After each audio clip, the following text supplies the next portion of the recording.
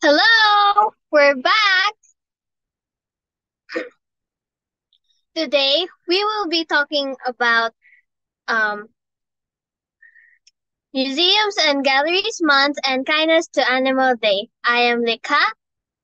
I am Danica. I am Yue. I am Pearl po. I'm Tasha.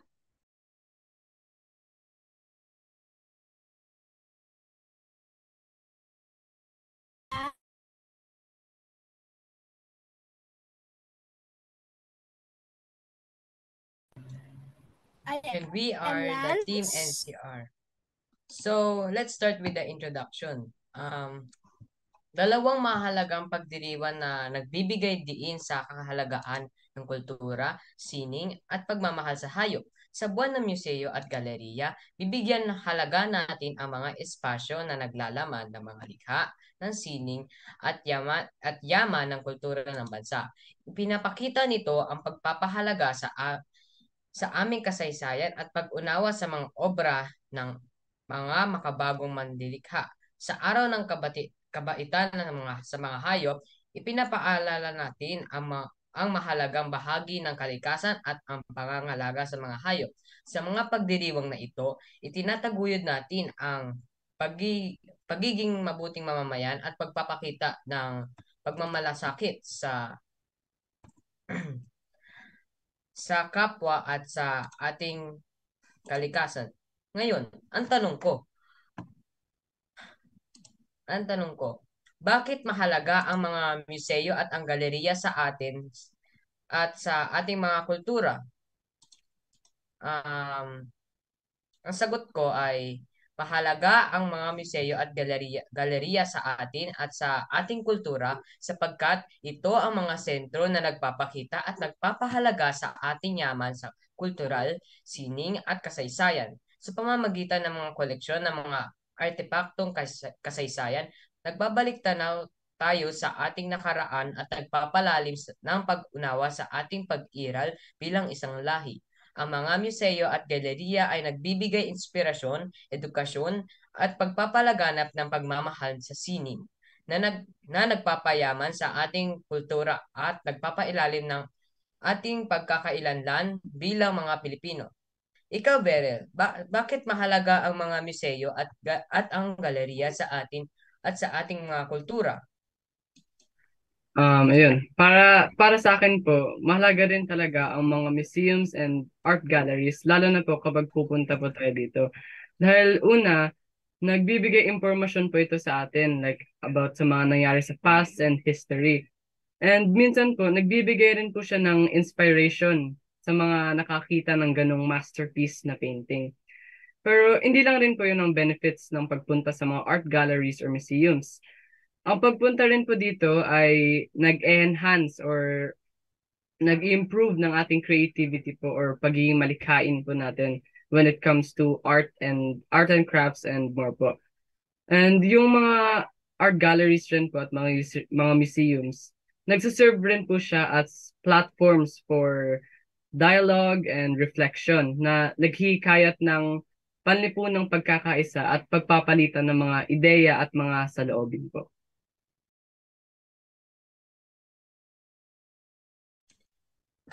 Ikaw naman, Ate Elay, ano ang bakit mahalaga ang mga museo at ang galeriya sa atin at sa ating mga kultura?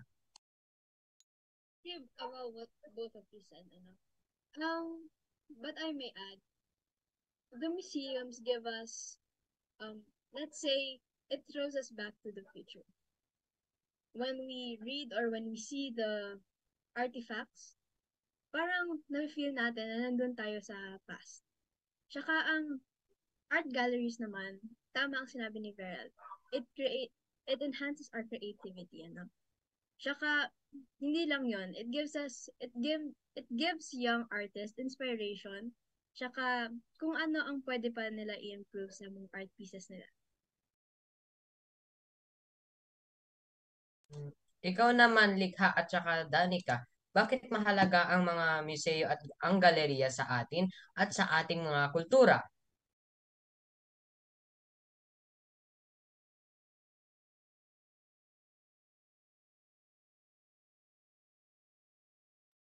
Sige, babalikan na lang natin si Lalikhaan Danica.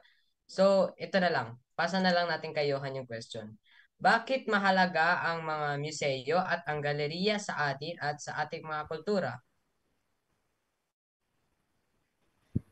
Para sa akin po, nagpa-preserve po siya ng culture. And kunyari po, gusto niyo po matuto ng history. So pwede ka pong pumunta sa mga museums para po pag-aralan yung mga artifacts natin. And pwede rin po siyang maging gabay para po mas matuto ka po ng Philippine history or mas matuto ka rin po. Yun lang po.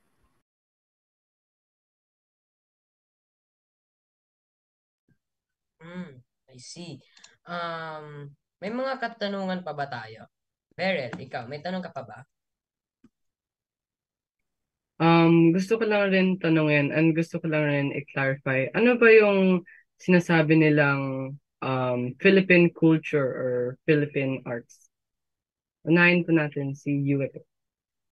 Ah, ang Philippine culture and art ay tumutukoy sa mga yaman ng kultura at sining ng Pilipinas. Ito ay naglalaman ng iba't ibang aspeto ng kultura at sining ng mga Pilipino. Kasama ang tradisyon, pananamit, musika, sayaw, literatura, sining biswal at iba pa. Ito ay malalim na nauugat sa kasaysayan ng bansa at nagpapakita ng pagiging mayaman at makulay ng kultura ng mga Pilipino. Yun, agree ako dun. Kay Elisha naman, ano kaya ang masasabi mo about sa Philippine culture or art? Para sa akin, ang Philippine culture and art, ito ang tradisyon na sa ating mga kababayan. Ito ay past for generations na yung mga kasuotan, ngunit ito ay nagbabago din sa paglipas ng panahon. Sila ano naman, si Lance. Yun, agree ako dun sa sinabi ni Elisha. Si Lance naman, ano naman masasabi niyo sa Philippine culture and art? Same question. Tama yun.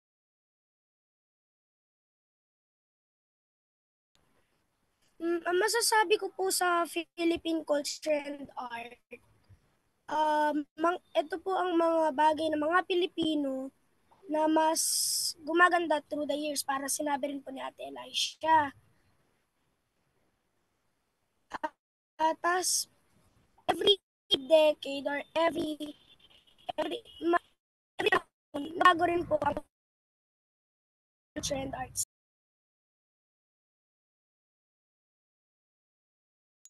Tama, tama. Ngunit I wonder, how does art reflect our history and the way of living in the Philippines before and now?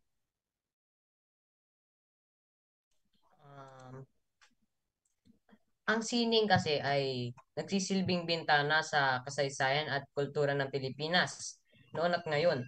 Ipinapahayag nito ang mga tradisyon, impluwensyang kolonyal at mga pagpabago sa buhay ng mga Pilipino. Sa simpleng obra o musika, itinatampok nito ang mayaman at makulay na pag-iral ng sining sa bansa.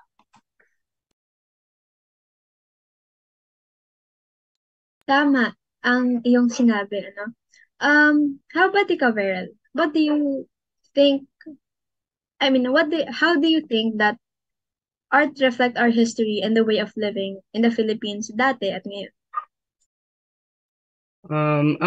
Ang art or sining po sa Pilipinas ay nagsisilbing po siyang matingkad na salamin ng kasaysayan nito at umuunlad na pamumuhay. Ang mga likhang sining po bago ang kolonyalismo ay naglalarawan po siya ng mga kaugalian, ng tribo o tribal customs at mga katutubong paniniwala or indigenous beliefs na sumasalamin rin po siya sa pagiging simple at pagkakasundo ng pamumuhay ng mga unang Pilipino. Pero ang Spanish colonization ay nagpakilala po siya ng mga religious themes sa sining. Ngayon po, ang kontemporaryong sining ng Pilipino ay nakukuha ang pagkakaiba-iba ng kultura, mga issue sa lipunan at modernong pamumuhay ng bansa na sumasalamin sa modernong pamumuhay na bansa.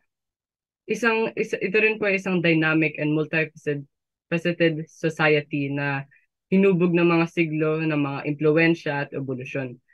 At ito rin po ay nagsisilbi rin itong lens o lente na sa tinatawag na nation's complex history at sa kasalukuyang realidad ng bansa. I agree. With the colonizations of many countries sa atin, nagbago ang kultura natin over time. How about you, Lance? What do you think?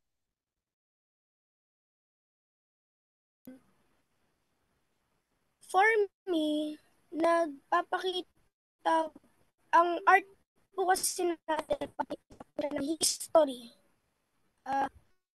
Kung paano tayo sinako and yung mga inano po ng mga artist natin. Tapos marami rin po kasi meaning ang sining natin. Meron pong war, meron pong mga ano. Pero ang mostly po kasi yan, nagpapakita po talaga siya ng history.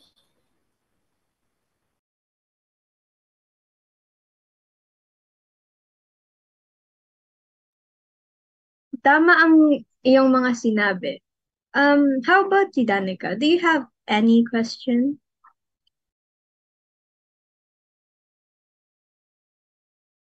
None naman. Wait lang. I think I have a question. Wait, check ko lang. Tandaan ko na. Paano nga ba nababago ng teknolohiya ang paraan kung paano nag-i-interact ang mga museums sa youth?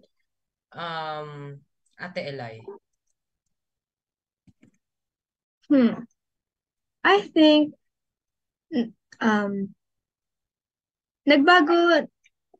pinabago ng teknolohiya ang paraan kung paano nag-interact ang mga museo by enhancing it more, di ba?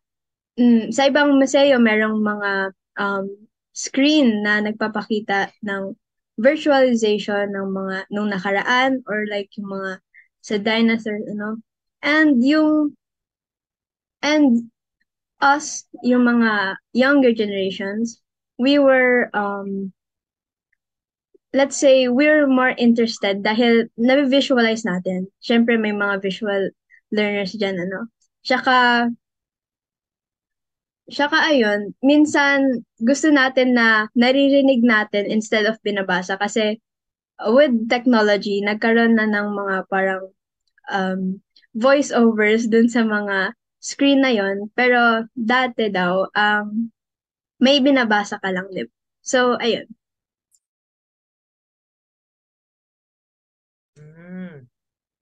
Sige nga. Ikaw, Kuya Lance, or Kuya Johan, sa tingin mo, paano nga ba nababago ng teknolohiya ang paraan kung paano nag-i-interact ang mga museo sa youth?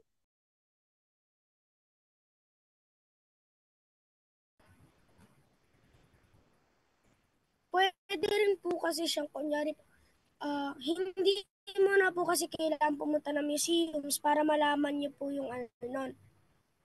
Pwede niyo na lang po i-search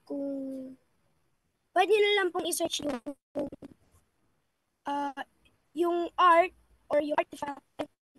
Makikita niyo na po kung paano yun or ano na yun.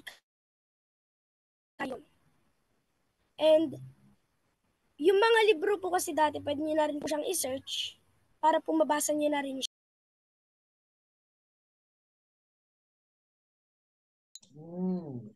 Good one, Kuya Johan. Ikaw po, Beryl. Ayun, agree ako dun sa sinabi ng iba. Yung technology yun kasi marami ring naging change yun sa atin since yung dumating yung technology, iba na rin yung kasi na pupunta tayo mismo sa mga museums para tingnan yung mga paintings na gusto natin tingnan at kasi yung mga iba, kapag gusto nila makita yung isang painting, i-search na nila sa Google, kagaya ng sinabi ng iba, na i-search na nila sa Google yung about sa paintings, about information, doon magpapakita na agad. Pero iba kasi rin yung feeling na ikaw mismo yung pupunta sa museum para makita ang isang painting. Kasi iba rin yung feeling na dahil makakuha ka rin ng more inspiration kapag makita mo face-to-face yung isang painting. Lalo na kapag pupunta ka sa mga museums at art galleries. Instead of like, may isa-search mo lang sa Google or sa mga websites about sa painting and information about doon. Okay, that's a good explanation, Kuya Verel. Balik tayo kay Likha and Danica. Starting with Likha muna. Ano masasabi mo? With digital mapping solutions po, museums can provide visitors with a seamless navigation experience. In addition, relevant content can be accessed without the need of external hardware. Yes po. Gamit ang teknolohiya, maaaring mag-explore at makipag-ugnayan ng mga bisita sa mga exhibit sa mga paraang hindi po maisip noon. I see. Does anybody have any questions po? Kuya Johan.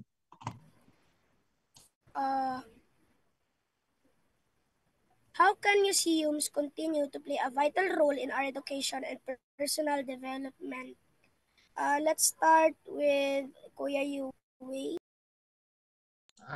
Okay. So, para magpatuloy ang mga museo sa pagganap ng mahalagang papel sa edukasyon at personal na pag-unlad, maaari nilang patuloy na maglaan ng mga interaktibong karanasan, edukasyonal na programa at online na mga mapagkukunan. Ang mga aktibidad tulad ng mga workshop, seminar at mga guided tour ay makakatulong sa mas malalim na pag-unawa ng mga bisita. Bukod dito, ang pagtutok sa teknolohiya at pagsasalin pagsasalinwika ng mga exhibit sa iba't ibang wika ay magpapalawak ng kanilang sakop at makakatulong sa mas maraming tao na ma-access ang edukasyon sa sining at kultura.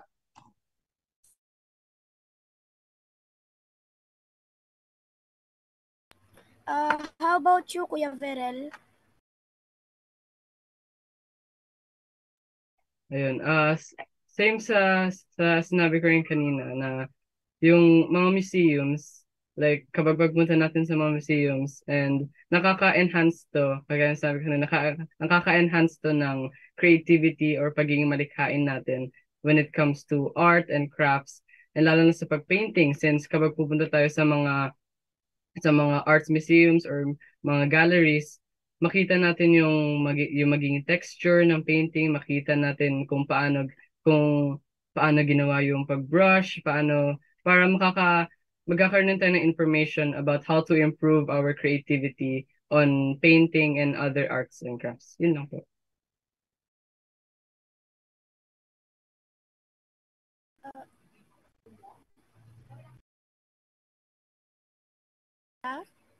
Ate Elisha? I agree with what both of them said. Ano? Museums do play a vital role in our education since it provides us information from the past or what happened to specific topics. Ano? And since what I said earlier about the personal development, as it can spur us young artists and young writers to unahin natin yung young artists.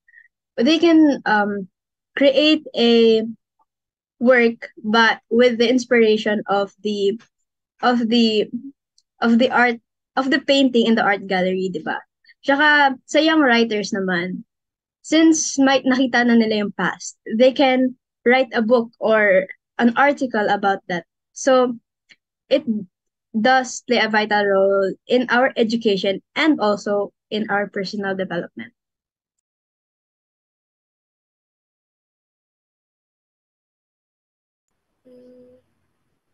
How about you, Likha and Danica? I like all answers po. But field trips can not only entertain, they also serve as a supplement for material discussed in class.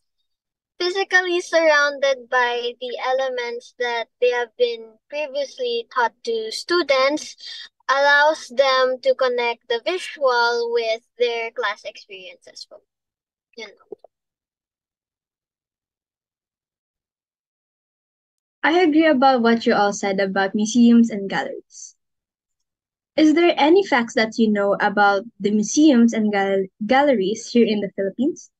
Let's start with Vera. May alam akong fact about mga museums and art galleries dito sa Pilipinas. The first fact I know po is that we all know that the biggest and the most famous and iconic painting po sa buong Pilipinas ay ang Spoliarium na matatagpuan po ito sa National Museum. And ako rin po personally, ang favorite ko po na painting is the Spoliarium kasi nagpapakita po siya ng something sa past ng pananakop po sa atin ng mga Espanyol. That is true. The Spoliarium is very great. How about you, Lika and Danica? Or like yung experience mo from visiting a museum, ganun. Danica went somewhere. I'll answer this question on my own. I've been to Rizal Shrine in Calamba, which I saw like the hardcover of the Noli Me Tangere and El Filibusterismo. It felt so surreal that I saw like the actual real life cover. So it felt like I went to like the time where he wrote it and published it. So yeah. That is so true. Meron pa pala silang copy ng No Limit ang Area, no? How about you, Lance?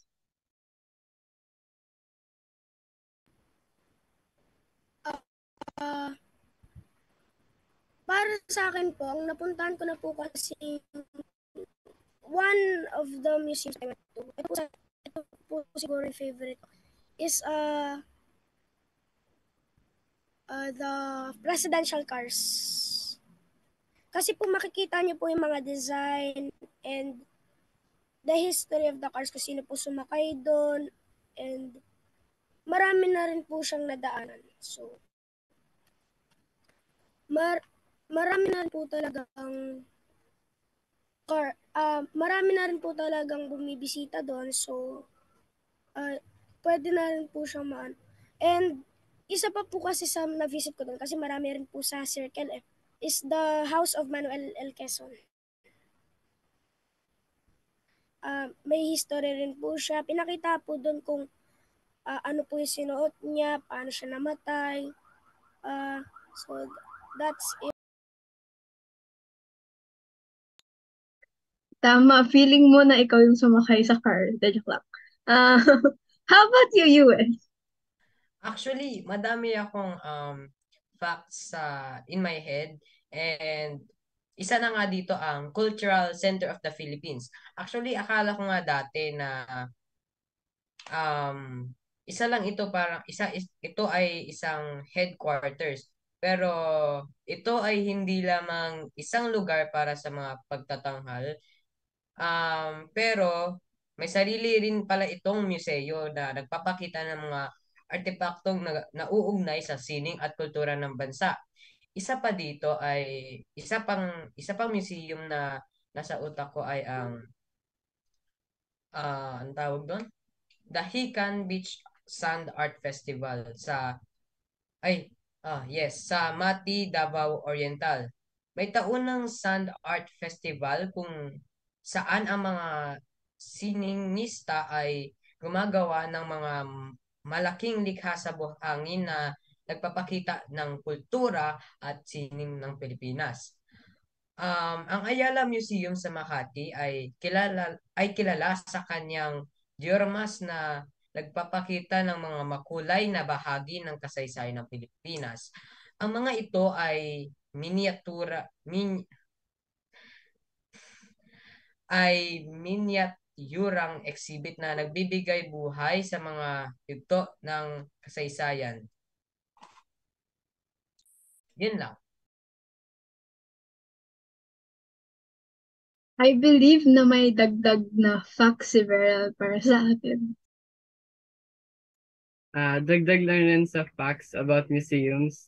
I just realized yun na sa research ko, ang Iglesia ni Cristo Museum. It is a world-class museum po that showcase the history, cultural, and religious heritage of the Iglesia ni Cristo or Church of Christ po.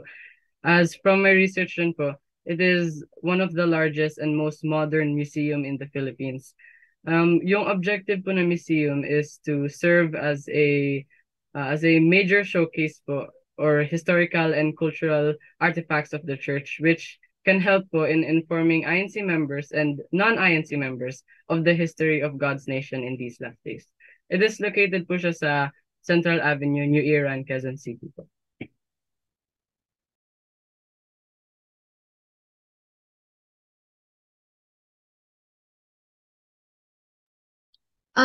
Yes, tama yan. I think it is located in Quezon City, di ba? Tsaka, I think it was built before pandemic, I think. I'm not sure. Before like 2019. Yue, may dagdag facts ka pa ba? Actually, yes. May dagdag dagdag pa akong mga facts. Actually, apat pa nga ito eh. Isa dito ang Pinto Art Museum. Ito ay matatagpuan sa Antipolo. Ito ay isang makabagong sining na museo na may mga exhibit na nagpapakita ng iba't ibang anyo ng sining kasama ang pintura, eskultura, at iba pa. Ang museyong ito ay itinataguyod ang kamalayan sa sining at kultura. Isa pa dito ang Bencab Museum sa Baguio. Ay itinataguyod ni Benedicto Cabrera, isang kilalang pintor. Ipinapakita nito ang kanyang mga obra at iba't ibang sining ng Pilipinas habang nag-aalok din ng kamanghamanghang tanawin ng kalikasan sa Cordillera. Art in Island. Matatagpaan din ito sa Quezon City at kilala sa pagiging interactive art museum. Maaari kang maglaro at makipag-ugnayan sa mga likhang sinig sa pamamagitan ng 3D paintings na nagbibigay buhay sa mga eksena. Ang huli namang museum na nasa isip ko is the Mind Museum in Taguig. Dahil itong museum na ito, nakapunta na ako dati dito. Based on my experience kasi, naging masaya ito dahil all about science siya.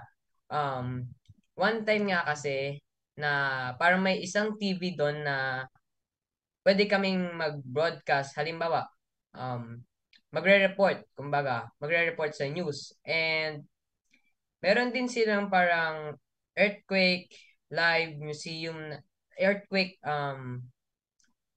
I forgot earthquake, para siyang earthquake test na, halimbawa, 5.0 magnitude na lindol, ipapa-experience sa'yo sa isang small na machine. Iyon. And yun lang para sa aking facts. I remember that museum. I think, pumunta tayo sa field trip noon, nung nakapunta tayo dyan.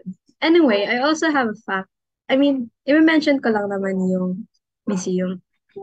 The National Museum of Natural History, which is located in Manila. I have been there and my experience was so great. Kasi nakikita ko yung mga artifacts na galing sa past or merong din mga interesting facts about it then. And may nakita ko dun mga animal artifacts. Well, speaking of animals, we also celebrate the Kindness to Animal Day. Last October 4th. Kindness to Animal Day is celebrated every year on the 4th of October. We have been celebrating this for 60 years now. Can you believe it? Pero, bakit nga ba natin celebrate ito? May dalawang rason. Una, it promotes equal to all treatment for all living things. Importante na ating pangalagaan ang mga hayop dahil kapag wala ang mga ito, hindi kumpleto ang ating ecosystem. O kahit iba pang elemento ang ating nabigong alagaan, katulad ng mga halaman at sarili natin mismo, babagsak ang ating ecosystem. At ikalawa, it inspires people to adopt pets. Sa pag-celebrate ng Kindness to Animal Day, mas gugustuhin ng mga tao na pangalagaan ang mga hayop. Sisimulan nila ito sa pag-alaga ng mga pets tulad ng aso, pusa, ibon, at iba pa. Meron din naman mga iba pang paraan. Katulad siguro na mag-volunteer sa mga animal shelter para sa mga extinct animals. O kaya na may sa simpleng mga gawa na hindi makakadumi ng kalikasan. Dahil ito ang tirahan ng mga hayop. And may I add, animals are kind to us. They're selfless and loving companions, a source of camaraderie, and fill our lives with joy. It is our duty, responsibility, and privilege to give them the respect, care, and kindness that they deserve. Pero nakakalungkot din na may mga tao pa rin na nang-aabuso sa mga hayop at tirahan nila. At dahil dito, may mga batas na ginawa tungkol sa importansya ng pag-alaga sa mga hayop. Pangungunahan nito ni Vera. One of the laws po na about sa pagkalinga sa mga hayop ay ang Republic Act number 8485. Or tawag din po dito ay Batas sa Kalingang Hayop ng 1998. Ang batas po na ito ay nagbibigay proteksyon at kalinga sa mga hayop. At ito pong batas na ito ay nagsasaad ng iba't ibang aspeto, kabilang ang pag-iwas sa pang-abuso sa mga hayop, ang wastong pagtrato sa mga hayop sa pagtransport, at mga regulasyon ukol sa eksperimentasyon sa mga hayop. At kagaya rin po ng mga ibang laws or mga batas, ito rin po ay nagtatakda ng mga parusa para sa mga lumalabag sa batas na ito. Buti naman na may mga batas na ganyan. Pero mukhang marami tayong natutunan ngayon, ano? Aking mga kapwa-miyembro ng Team NCR, it's your time to share your insights and what you have learned throughout our episode for today. Let's start with Likha and Danik.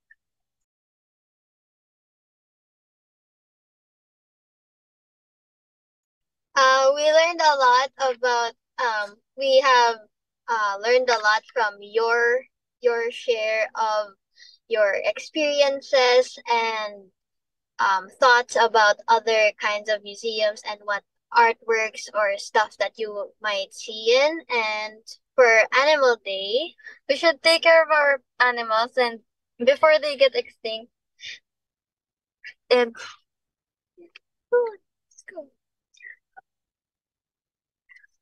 Yun. Sige. Tama naman. Dapat lang talaga na alagaan natin. Tsaka, it's good that you've learned a lot. How about you, Beryl? Sa lahat po ng pinag-usapan pa natin ngayon, from art museums or art galleries to Animal Day po, we can conclude po, doon punta tayo sa mga museums and art galleries. We can conclude po na mahalaga talaga po ang mga museums and art galleries, lalong-lalo na kapag pupunta po tayo dito upang makita ang mga arts or paintings na nagustuhan po natin. Nagbibigay po tayo ng inspiration, ng mga information, at nag-enhance po ang ating pagiging creative or pagiging malikhain po kapag tungkol po sa mga arts. And natutunan rin po natin about sa Animal Day na we should value it po and we should take care of them po. Instead of abusing animals po, we should take care of them po because hindi po makukomplete, kagaya po na sabi ni Elisha po kanina, hindi po talaga makukomplete ang ecosystem po natin without the animals po. Tama. What about you, Yue? Actually, I've learned a lot in this episode. So, starting with the questions, we have lahat ng mga questions ko actually halos lahat na sagot. And I realized na with different museums, kaya itong i-enhance ang culture natin bilang isang Pilipino.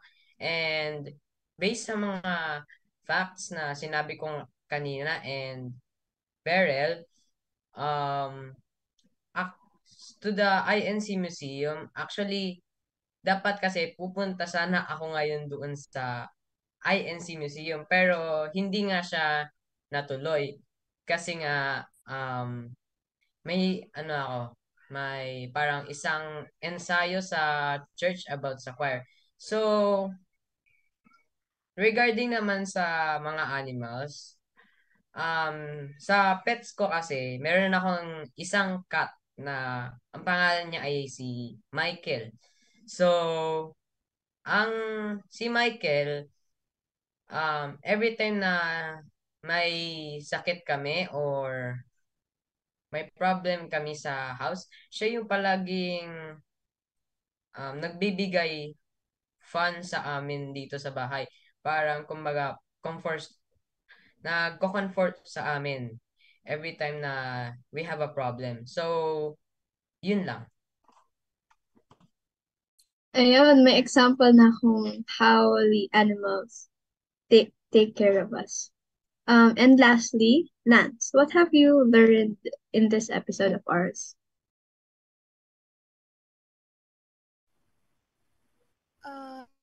Natuto po ako ng basically museums uh, and how to take care of animals. In the future, siguro po mas bibisita pa po sa mas maraming museums para po mas matuto pa po ako. And I actually have a dog.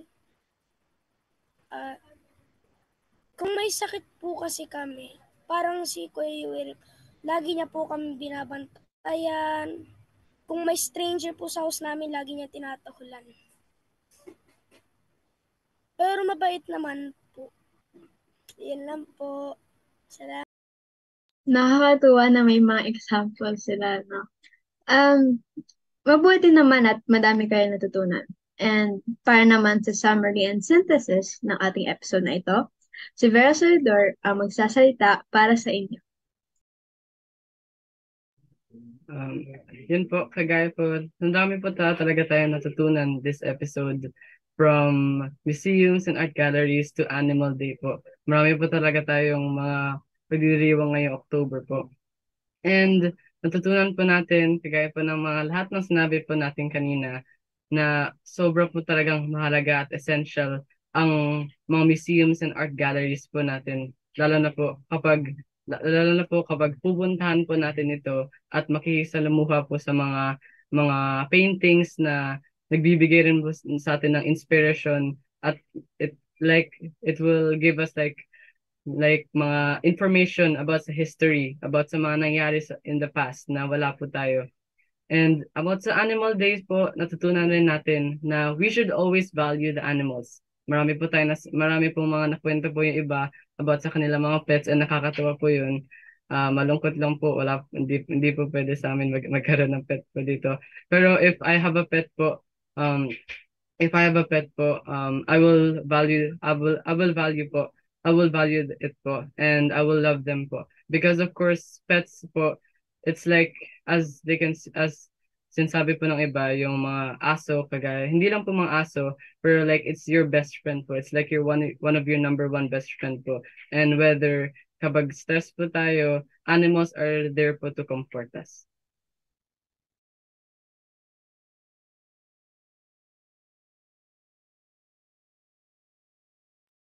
Ayun, thank you for the summary and synthesis, Vera. Before we end, magkaroon muna tayo ng mga shoutout as requested. The mic is yours, Yue. Actually, I have a shout out into my section from Kisay, and it's Galileo. Lalo na kay Julia Marie Soriano na palaging nanonood sa live natin. Hello po!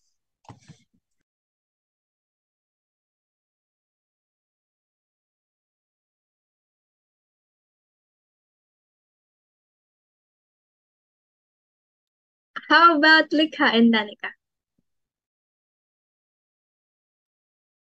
Shoutout po sa section namin and lalo na po sa dalawang nagpa-shoutout na classmates, Ashley and Dakil po. Veral, ikaw. Shoutout po sa first po sa mga kamag-anak po namin na nanonood po ngayon, sa family po namin sa taga Davao po, mga pinsan po namin at mga auntie po namin. Shoutout rin po sa mga na-meet ko ulit po mga classmates ngayon sa New Era University. Shoutout po sa mga nanonood po dito. Opo, napaka-supportive po ng family ni Veral sa Kalambag at sa kanya. I saw na si Tito, ang daddy ni Veral, nag-comment po sa live. Hello po, Tito.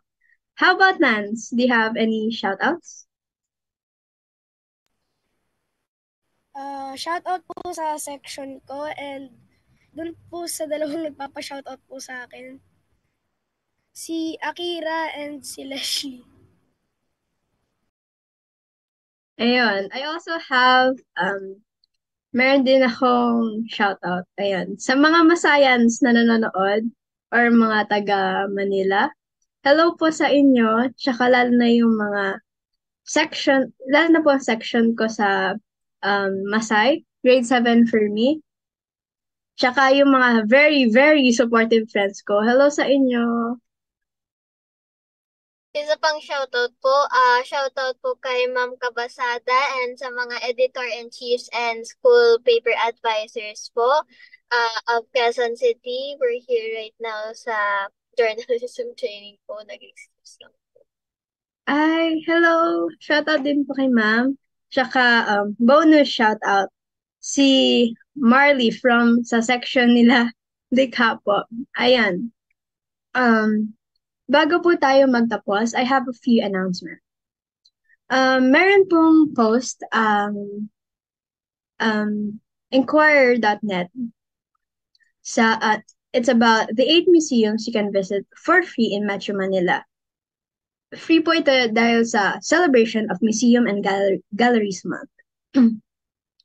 At ang mga museum po na ito ay Manila Clock Tower Museum sa Manila City Hall, Manila, Presidential Car Museum sa Quezon City Memorial Circle, Metropolitan Museum of Manila sa Taguig City, Museum of Contemporary Art and Design sa De La Salle College of St. Benilde, Manila, UST Museum sa University of Santo Tomas, Manila, National Museum of Fine Arts sa Manila, National Museum of Anthropology, Manila, at National Museum of Natural History, Manila. You can see this post po sa FB page ng Inquirer. Bukod din sa Kalambag, meron din ang Inet Philippines na iba pang programa. Ang mga ito ay Inclination Now Na or Inclination, programa by and for persons with disabilities every Wednesdays at 3 p.m. At ang Senior City Kwentuhan, a lifelong learning every 3 p.m. Saturdays pagkatapos ng Kalambag. At dito na po formal nagtatapos ang aming Kalambag episode sa araw na ito. Muli, kami ang Team NCR, your cute little stars. Hanggang sa susunod po na episode po, paalam!